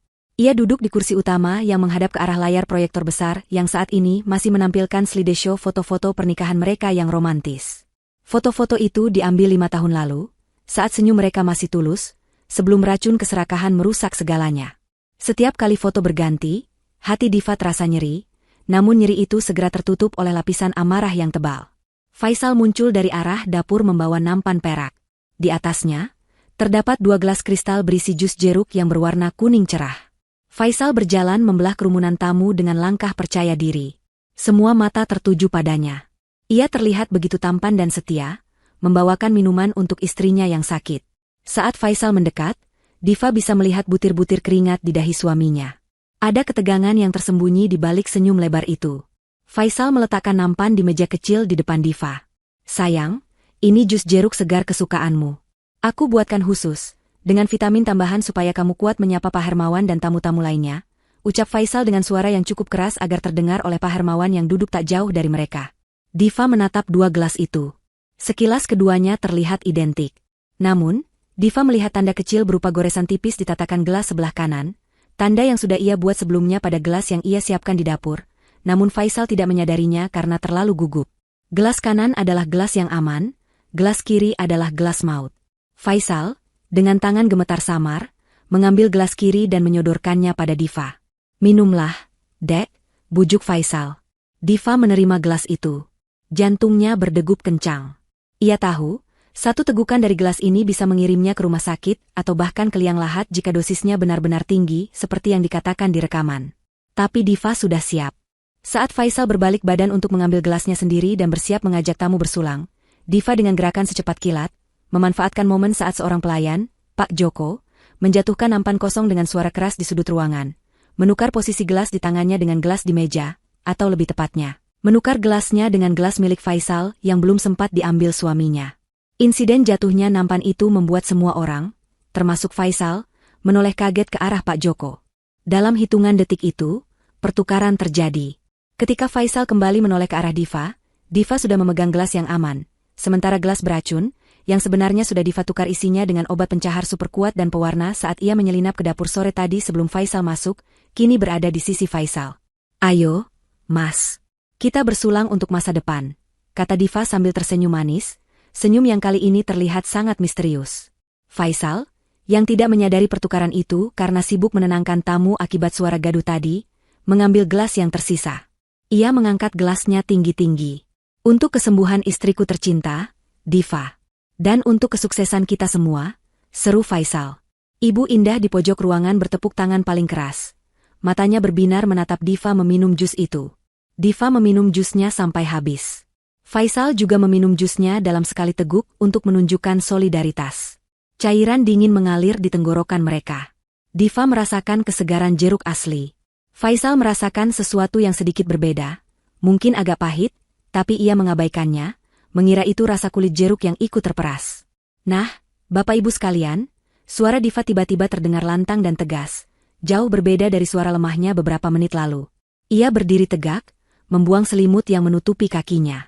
Semua tamu terdiam, kaget melihat perubahan drastis itu. Sebelum kita menikmati hidangan penutup, saya ingin mempersembahkan sebuah video spesial. Ini bukan video kenangan masa lalu, tapi video tentang kebenaran yang selama ini tersembunyi di rumah ini.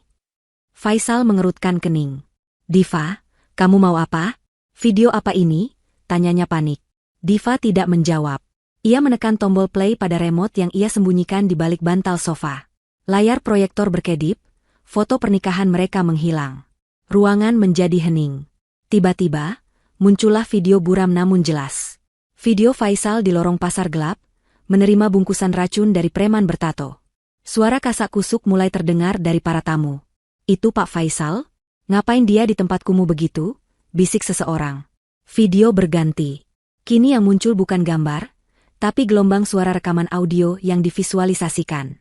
Suara Faisal dan Ibu Indah terdengar menggelegar melalui sound system mahal yang dipasang di setiap sudut ruangan. Kamu harus pastikan dia mati sebelum akhir bulan ini, Faisal. Audit tinggal 3 minggu lagi. Kalau istrimu belum mati dan warisannya belum cair, kamu masuk penjara karena korupsi itu. Suara Ibu Indah terdengar jernih dan kejam. Wajah Pak Hermawan, sang direktur utama, berubah merah padam. Ia mengenali suara itu. Ia mengenali konteks pembicaraan itu. Korupsi? Gumamnya kaget. Lalu matanya menatap tajam ke arah Faisal. Faisal mematung. Darahnya seolah berhenti mengalir. Wajahnya pucat pasi, lebih pucat dari mayat.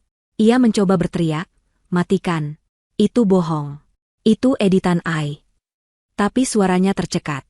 Tiba-tiba, perutnya terasa seperti diremas oleh tangan raksasa. Efek obat pencahar dosis ganda yang dicampur Diva mulai bekerja dengan kecepatan kilat, diperparah oleh kepanikan psikologis yang luar biasa. Keringat dingin mengucur deras dari dahi Faisal. Video terus berlanjut. Dan si Siska, simpananmu itu, dia juga neror ibu terus minta apartemen baru. Kali ini, giliran keluarga besar Diva yang terkejut. Tante dan paman Diva menutup mulut mereka tak percaya.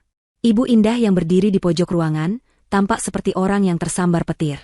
Ia mencoba berjalan mendekati proyektor untuk mencabut kabelnya, tapi langkahnya terhenti saat Pak Joko dan 2 orang satpam kompleks, yang sudah dikoordinasikan Diva, masuk ke ruangan dan menghalanginya. Di tengah kekacauan itu, Faisal ambruk ke lantai. Ia memegangi perutnya, mengerang kesakitan. Bukan hanya sakit perut biasa, ia merasa ususnya seperti dipelintir. Ia juga mulai merasa pusing hebat dan pandangannya kabur. Efek sugesti ketakutan karena ia berpikir ia baru saja meminum racun yang ia siapkan untuk Diva. Sakit tolong racun. Rintih Faisal sambil berguling di lantai karpet mahal itu.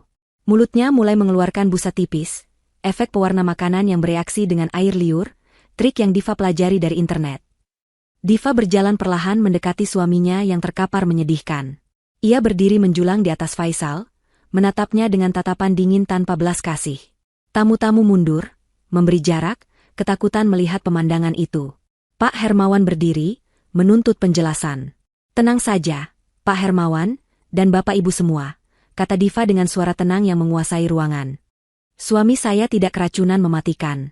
Dia hanya meminum jus yang dia racik sendiri untuk saya. Saya menukarnya tadi. Tapi jangan khawatir, saya tidak sejahat dia. Saya sudah mengganti arsenik itu dengan obat pencahar. Jadi yang dia rasakan sekarang hanyalah sakit perut akibat dosa-dosanya sendiri. Diva kemudian menoleh ke arah Pak Hermawan. Pak Direktur, rekaman tadi asli. Suami saya menggelapkan dana perusahaan untuk membiayai gaya hidup ibunya dan selingkuhannya. Semua bukti transfer, audit palsu, dan polis asuransi kematian saya yang ingin dia cairkan, sudah saya kirimkan ke email Bapak dan juga ke pihak kepolisian 5 menit yang lalu.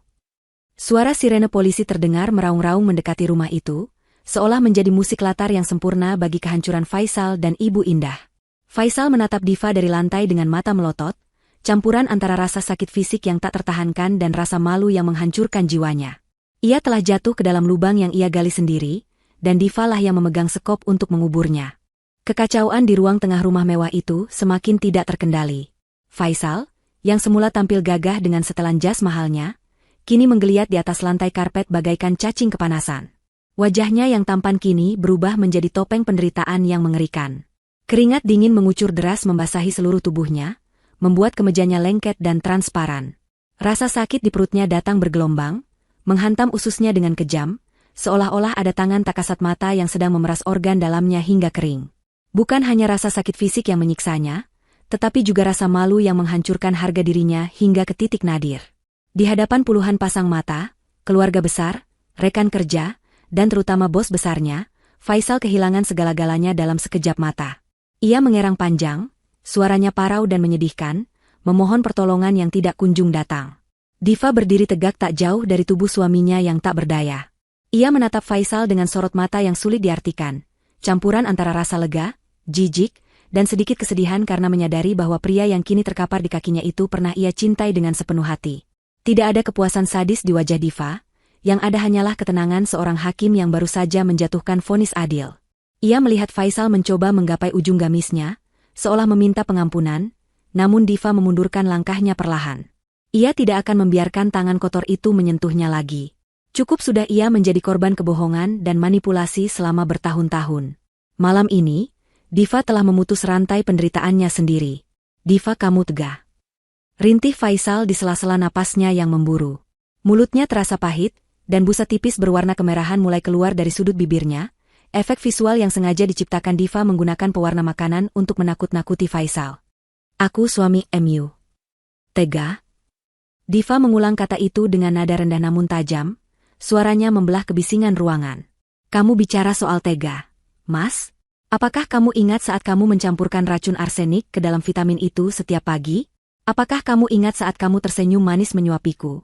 Padahal kamu tahu kamu sedang membunuhku perlahan-lahan? Siapa yang lebih tega di sini?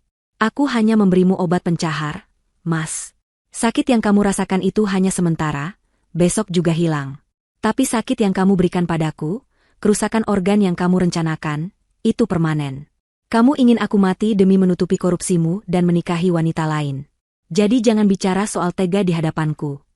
Pak Hermawan, direktur utama yang masih berdiri dengan wajah merah padam karena amarah, melangkah maju mendekati Diva. Pria tua itu tampak sangat terguncang. Ia merasa dikhianati oleh salah satu orang kepercayaannya.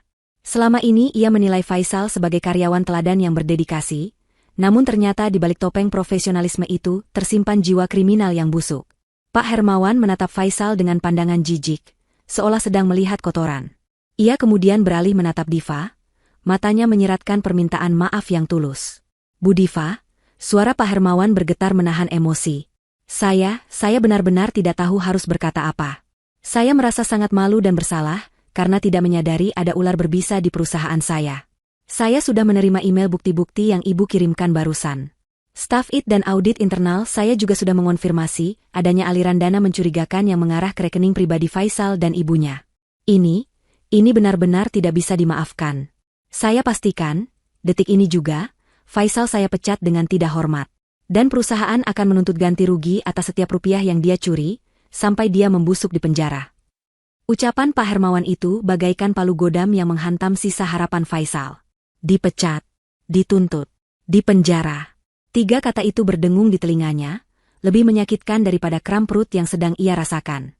Karir yang ia bangun dengan susah payah, reputasi yang ia jaga mati-matian, semuanya hancur lebur hanya dalam satu malam.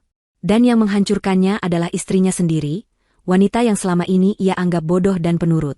Faisal memejamkan mata, air mata keputusasaan mengalir membasahi pipinya yang pucat. Ia ingin pingsan saja rasanya. Namun rasa sakit di perutnya memaksanya tetap sadar untuk menikmati setiap detik kehancurannya. Sementara itu, di sudut ruangan, drama lain sedang berlangsung. Ibu Indah, yang sejak tadi terdiam kaku karena syok, mulai menyadari bahwa posisinya terjepit. Naluri bertahan hidupnya muncul. Ia melihat semua orang fokus pada Faisal. Dengan gerakan perlahan, ia mencoba menyelinap mundur menuju pintu samping yang terhubung ke garasi. Tangannya mencengkram erat tas tangan mewahnya yang berisi perhiasan-perhiasan hasil uang haram anaknya. Ia berpikir jika ia bisa kabur sekarang, ia mungkin bisa menjual perhiasan itu dan lari keluar kota sebelum polisi datang. Namun, langkahnya terhenti ketika 2 orang petugas keamanan berseragam lengkap, yang dibawa oleh Pak Joko, menghalangi jalannya dengan tubuh tegap mereka. Minggir, kalian tahu siapa saya? Saya mertua pemilik rumah ini, bentak Ibu Indah dengan suara melengking, mencoba menggunakan sisa-sisa arogansinya. Namun, wajahnya yang pucat dan keringat dingin yang membanjiri dahinya tidak bisa menyembunyikan ketakutannya. Maaf, Bu. Tidak ada yang boleh meninggalkan ruangan ini sampai polisi datang, jawab salah satu satpam dengan tegas. Tepat pada saat itu, pintu depan rumah terbuka lebar dengan kasar. Suara langkah kaki sepatu hak tinggi terdengar beradu keras dengan lantai marmer. Semua mata serentak menoleh ke arah pintu. Sosok seorang wanita muda dengan gaun ketat yang memamerkan perut buncitnya muncul di sana. Itu Siska.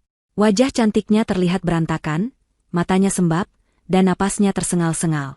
Di belakangnya, terlihat Pak Joko yang sengaja membiarkannya masuk. Rupanya, Pak Joko lah yang mengirim pesan anonim kepada Siska sore tadi, memberitahu bahwa Faisal sedang membagikan warisan besar di rumahnya malam ini. Keserakahan Siska memancingnya datang ke kandang singa. Siska menatap sekeliling ruangan dengan bingung. Ia melihat tamu-tamu yang tegang, layar proyektor yang masih menampilkan bukti transfer, dan Faisal yang terkapar di lantai.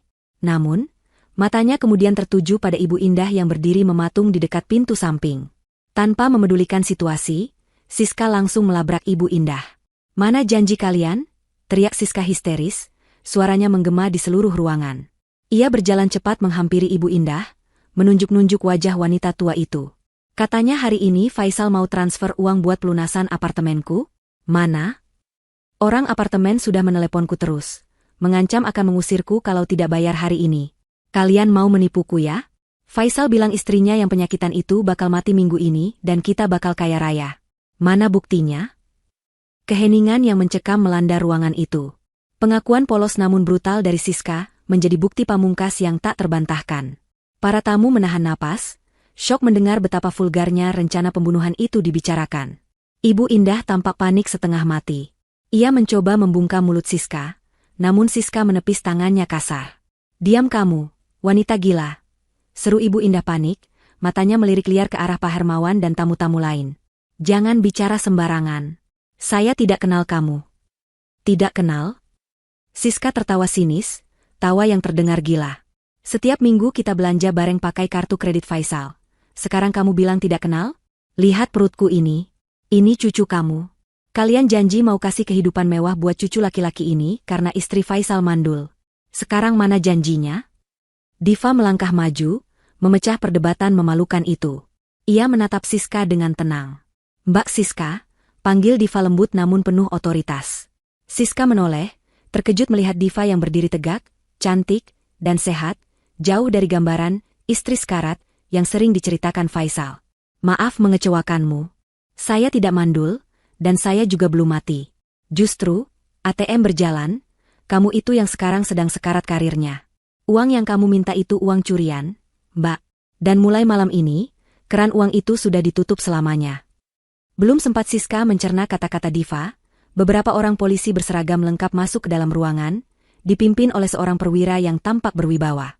Pak Joko berjalan di samping perwira itu, menunjuk ke arah Faisal dan Ibu Indah. "Itu mereka, Pak. Pelaku percobaan pembunuhan dan korupsi yang buktinya sudah saya serahkan." Polisi segera bertindak sigap.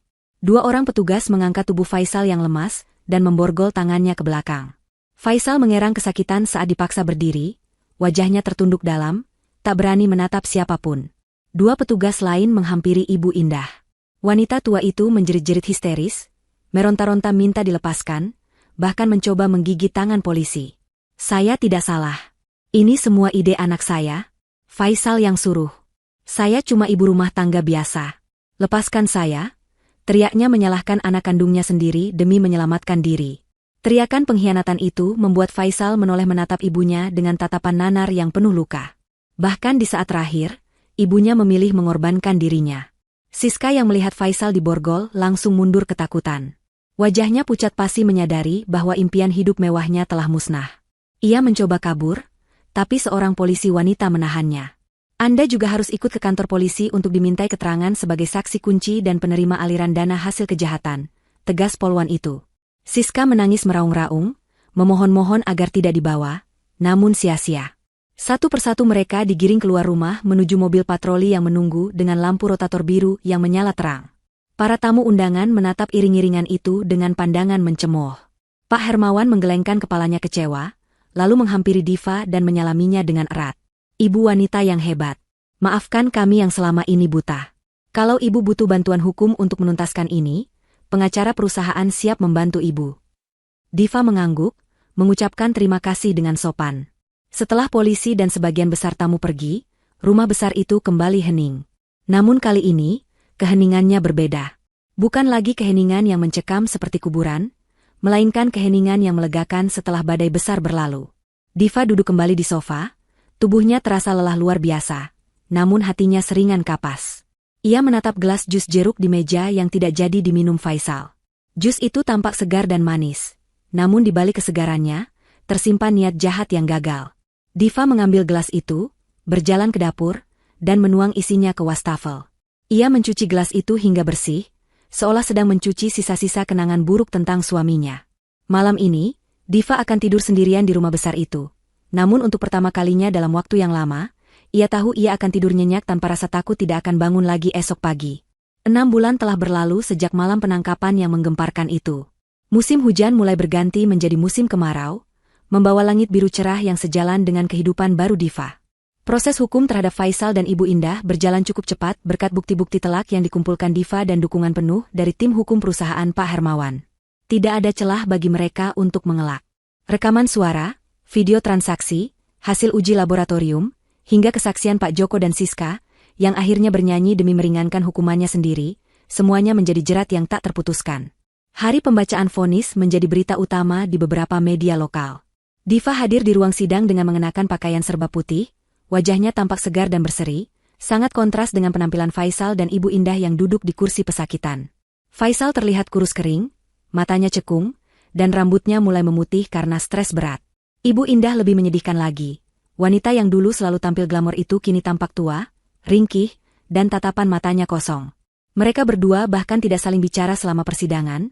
Hubungan ibu dan anak itu telah hancur total sejak malam penangkapan di mana mereka saling menyalahkan. Hakim mengetuk palu dengan keras, memecah ketegangan di ruang sidang. Faisal divonis penjara 20 tahun atas pasal berlapis, tindak pidana korupsi, penggelapan dana, dan percobaan pembunuhan berencana terhadap istrinya. Vonis yang sangat berat, mengingat jumlah uang yang dikorupsi sangat besar dan niat jahatnya yang terencana dengan matang. Ibu Indah, yang terbukti sebagai otak intelektual yang mendesak dan merencanakan pembunuhan demi harta, divonis 15 tahun penjara. Tangis histeris Ibu Indah pecah di ruang sidang. Ia memohon-mohon kepada hakim, mengatakan ia sudah tua dan sakit-sakitan, namun hukum tidak pandang bulu terhadap kejahatan kemanusiaan. Nasib Siska juga tidak kalah miris.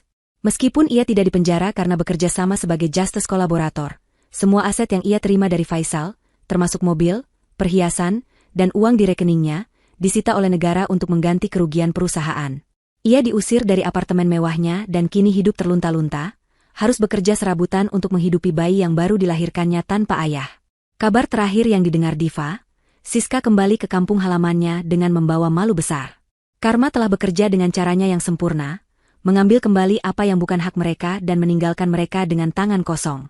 Diva keluar dari gedung pengadilan dengan langkah ringan. Ia menghirup udara bebas dalam-dalam. Statusnya kini sudah resmi janda. Surat cerainya sudah keluar seminggu sebelum vonis pidana dijatuhkan. Tidak ada lagi ikatan apapun antara dirinya dan Faisal. Harta Gonogini pun diputuskan jatuh ke tangan Diva sebagai kompensasi atas kerugian fisik dan mental yang ia alami, sementara sisa aset Faisal disita untuk membayar utang korupsinya. Diva berhasil menyelamatkan tanah warisan orang tuanya, bahkan kini nilainya semakin naik. Namun, Diva tidak ingin menikmati kebahagiaan itu sendirian. Ia ingat pada janji hatinya dan pada orang yang telah menyelamatkan nyawanya. Sore harinya, Diva mengemudikan mobilnya menuju pasar tradisional tempat semuanya bermula. Pasar itu masih sama ramainya, namun kali ini tidak ada lagi rasa takut yang menghantui Diva. Ia berjalan menuju kios buah Pak Joko. Tapi, kios lama yang kumuh itu sudah tidak ada. Sebagai gantinya, di sebuah ruko yang letaknya strategis tepat di depan pasar, berdiri sebuah toko buah modern dengan papan nama besar berwarna cerah, Toko Buah Segar Barokah, Pak Joko. Diva tersenyum lebar melihat toko itu. Sebulan yang lalu, Diva menggunakan sebagian uang tabungannya untuk menyewakan ruko itu selama 5 tahun dan merenovasinya menjadi toko buah modern lengkap dengan mesin pendingin dan sistem kasir digital untuk Pak Joko. Ia ingin Pak Joko bekerja di tempat yang layak, tidak lagi kepanasan dan kehujanan di lapak kaki 5. Pak Joko sedang sibuk melayani pembeli yang antre, wajahnya berseri-seri penuh kebahagiaan. Ketika melihat Diva datang, Pak Joko langsung meninggalkan pelanggannya sebentar dan berlari menyambut Diva. Bu Diva. Masya Allah, makin sehat saja kelihatannya, sapa Pak Joko dengan mata berbinar. Ia menyalami Diva dengan penuh hormat. Terima kasih banyak loh, Bu. Toko ini rezekinya lancar sekali. Saya sampai harus nambah 2 karyawan buat bantu-bantu. Alhamdulillah, Pak. Itu rezeki Bapak karena kejujuran Bapak. Kalau bukan karena kertas lusuh dari Bapak waktu itu,